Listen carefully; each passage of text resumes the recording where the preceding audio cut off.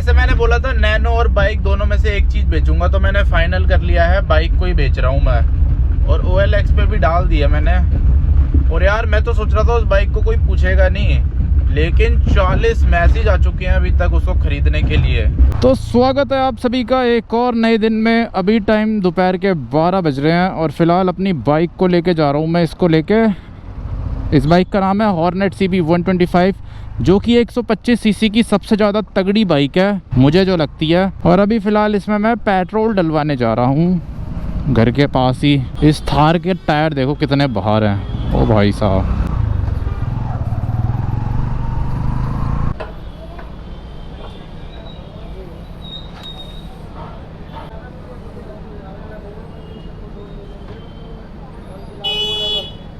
तो फ्यूल डल चुका है अपनी बाइक में। तो अब टाइम यार शाम के 6 बजने वाले हैं और फिलहाल अपनी प्यारी टाटा नैनो को लेके निकल चुका हूँ मैं घर से। और यार लास्ट वीडियो में मैंने बताया था कि मैं अपनी बाइक को बेच रहा हूँ, जो अपनी हॉर्नेट CB 125 है। वैसे मैंने बोला था नैनो और बाइक दोनों में से एक चीज बेचूंगा, तो मैंने फाइनल कर लिया है बाइक को ही बेच रहा हूँ मैं। और OLX पे भी डाल दिया मैंने। और यार मैं तो सोच रहा था उस बाइक को कोई पूछेगा नहीं, लेकिन 40 मैसेज आ चुके हैं अभी तक उसको खरीदने के लिए। इतना मैंने एक्सपेक्ट नहीं किया था और इतने मैसेज आज तक किसी चीज़ में नहीं आए जो भी मैंने OLX पे बेची है, जितनी उस बाइक पे आए हैं। बाकी देखते हैं कितने तक में बिक पाती है, क्योंकि मैसेज तो आते ही हैं पर खरीदने वाले सब लोगों के नहीं आते। कई लोग तो ऐसे टाइम पास करने के लिए बेचते हैं कि बहुत ज़्यादा सस्ते में मिल रही होगी तो खरीद लेंगे। लेकिन अगर बहुत ज़्यादा सस्ते में बिकेगी फिर तो मैं डीलर को ही बेच दूंगा। मेरे को डीलर को बेचना ज़्यादा बढ़िया लगता है फिर। पर अगर मेरे को डीलर से ज़्यादा बढ़िया रेट मिल जाता है OLX पे, फिर OLX पे ही बेच दूंगा। नहीं तो फिर अपना डीलर के पास ले जाऊंगा, वो बेच देगा। और वो और बता देता हूँ कि जो मेरी बाइक है उसके कितने रेट लगे हैं। तो एक नई ऐप आई है मार्केट में, वुत्तो नाम है, वुत्तो।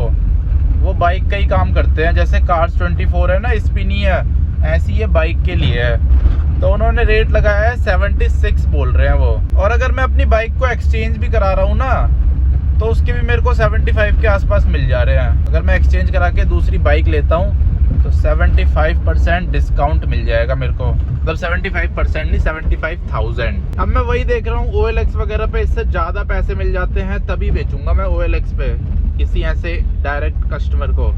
नहीं तो फिर मैं बेचूंगा ऐप को, क्योंकि अपनी बाइक में दिक्कत कुछ भी नहीं है, एकदम परफेक्ट बाइक है वो, स्क्रैच लेस। एक स्क्रैच तक नहीं है उस बाइक में।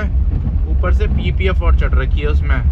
PPF निकाल दोगे ना तो अंदर आपको एकदम ब्रांड न्यू बाइक मिलेगी। आपको नहीं, मतलब जो खरीदेगा उसको। और मेरी सारी गाड़ियाँ बहुत ज़्यादा बढ़िया कंडीशन में रहती है, खासकर इंजन वाइज।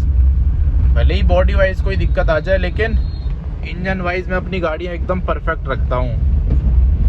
मेरी कोई ये नैनो भी चलाता है ना, तो वो भी बोलता है इसका क्लच तो बहुत लाइट है, पिकअप बहुत तगड़ा है। बहुत हल्की और स्मूथ चलती है मेरी नैनो भी, जो कि 14 साल पुरानी है।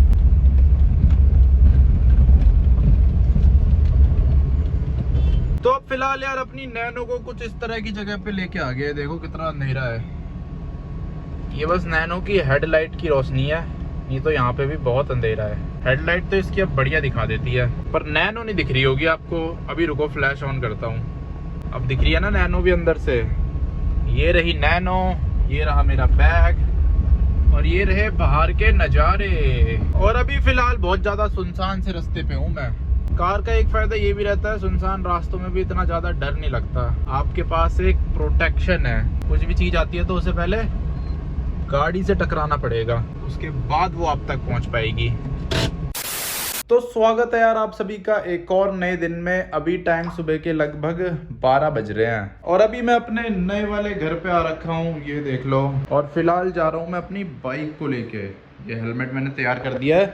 बाइक में ना मेरे को वो लगा के आना है, मोबाइल होल्डर, क्योंकि कल मैं एक वीडियो बनाने वाला हूँ तो उसके लिए चाहिए मोबाइल होल्डर। तो वो चीज़ आपको अगली या फिर उसके अगली वाली वीडियो में दिखेगी।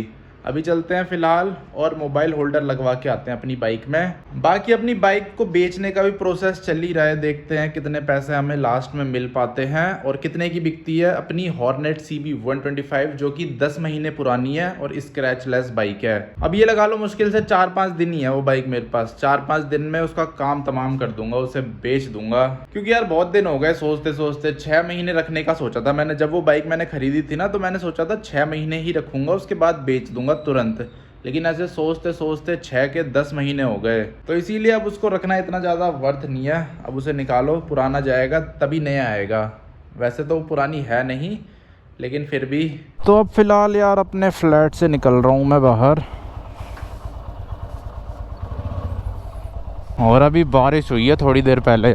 ये देखो पानी पानी सा हो रखा है। बारिशों में वैसे गाड़ी चलाना बहुत ही ज़्यादा बेकार है, क्योंकि आपकी गाड़ियों को नुकसान पहुंचता है बहुत ज़्यादा, चाहे कैसे भी चला लो। ये देखो ये खड़ी अपनी प्यारी नैनो, गंदी हो गई थी लेकिन बारिश से दोबारा साफ़ हो गई। बस बारिश के मौसम का ये फ़ायदा है, गाड़ी साफ़ नहीं करनी पड़ रही। जैसी गंदी हो जा रही है फिर बारिश से अपने आप ही साफ़ हो जा रही है। और ये रही अपनी बाइक, जिसके अब बस 4-5 दिन ही बचे हैं मेरे पास। कुछ दिनों बाद से नहीं दिखा करेगी आपको ये बाइक। वैसे बाइक तो है बहुत मस्त। वैसे इस बाइक को बेचने के 2-3 रीज़न है, तो बहुत सारे भाइयों को नहीं पता होगा कि क्या रीज़न है जो मैं इसको बेच रहा हूँ। क्योंकि इसमें कोई ख़राबी तो है नहीं, जैपनीज़ बाइक है, एकदम मस्त स्मूथ मक्खन की तरह चलती है, 60 की माइलेज देती है, 500 रुपये में सर्विस हो जाती है, वो भी 5-6 हज़ार किलोमीटर पे। पर जो बेचने का रीज़न है वो पहला तो ये है कि ये बाइक मेरे लिए इतनी ज़्यादा प्रैक्टिकल नहीं है, क्योंकि मेरा जो काम है उसमें मेरे को थोड़ा बहुत सामान ले जाना ही पड़ता है इधर उधर। तो इससे पहले मेरे पास स्कूटी थी तो अपना काम हो जाता था बढ़िया, लेकिन अब ये बाइक है तो इसमें बैग टांग के ले जाना पड़ता है, और बैग में इतना भारी सामान ले जा के मेरे कंधे दर्द हो जाते हैं। ऐसा भी नहीं है कि सामान हल्का हो कि चलो ले जा लो, सामान भी काफ़ी ज़्यादा भारी है। उसके अलावा जो दूसरा रीज़न है वो ये है कि ये बाइक ना मैंने ऐसे ही ख़रीदी थी टाइम पास के लिए, मेरे को कोई ऐसे ज़रूरत नहीं थी बाइक की। और उस टाइम पे इस पे व्यूज़ भी बढ़िया आते थे, क्योंकि नई नई ये लॉन्च हुई थी, और मैंने यही सोच के ली थी कि निकाल दूंगा इसे 6 महीने बाद। लेकिन 6 महीने के हो चुके हैं अब 10 महीने, जो कि बहुत ही ज़्यादा ओवर हो रहा है। एक तो ये भी रीज़न है। वो बाइक या फिर कार रखना जिस पे व्यूज़ ना आए मेरे लिए लायबिलिटी है। बाकी बाइक में तो कोई भी कमी नहीं है। मेरे को 125 सीसी की सबसे बेस्ट, सबसे रिलायबल और सबसे ज़्यादा लो मेंटेनेंस बाइक यही लगती है। और देखने में भी ऐसे कलर आपको किसी बाइक में मिल जाए, ऐसी हैंडलिंग आपको किसी बाइक में मिल जाए तो बताओ मुझे।